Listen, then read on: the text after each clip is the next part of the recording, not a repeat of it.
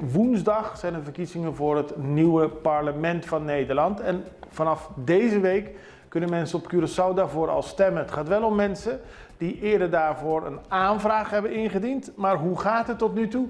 Daarover hadden we een gesprek met Leila do Rosario Costa. Zij is hoofd briefstembureau en we vroegen haar, hoe gaat het tot nu toe? Gaat het goed? Ja, het gaat heel erg goed. We merken dat de mensen ons weten te vinden. Dus de mensen komen hier hun briefstembewijs ophalen. En ze kunnen ook gelijk gebruik maken om te stemmen.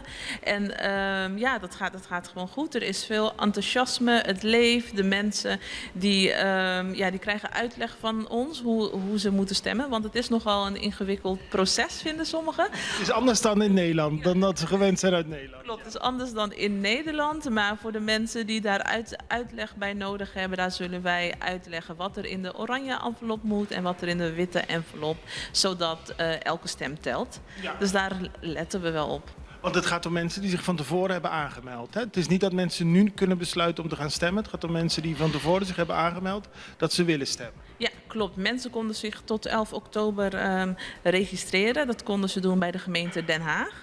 En dan worden jouw gegevens opgeslagen en ontvang je een briefstembewijs. En dat betekent dat je het recht hebt om te mogen stemmen. En helaas lukt het mensen lukt het niet meer om vandaag bijvoorbeeld te komen met een paspoort en te vragen of dat ze mogen stemmen. Dat gaat niet. Dus voor de volgende keer moeten mensen op tijd aan deze regels voldoen. En dan kunnen ze uiteindelijk hier komen. Sinds maandag kunnen ze stemmen tot en met de 22e om 3 uur 's middags. Klopt, sinds maandag 8 uur zijn we open.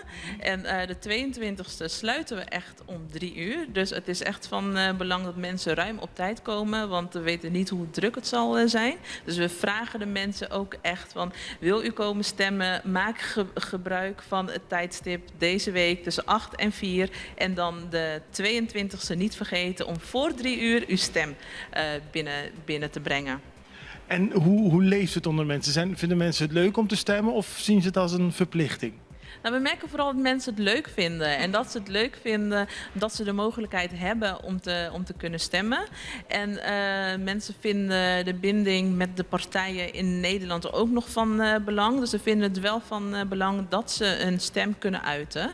Dus dat merken we wel. Het is geen verplichting, dat merken we niet. En ik zag op Facebook ook dat mensen die slechter been zijn ook nog geholpen worden. Ja, klopt. Want we zitten hier in een prachtig pand. En om bij het briefstembureau te komen, moet u dan wel een hoge trap op.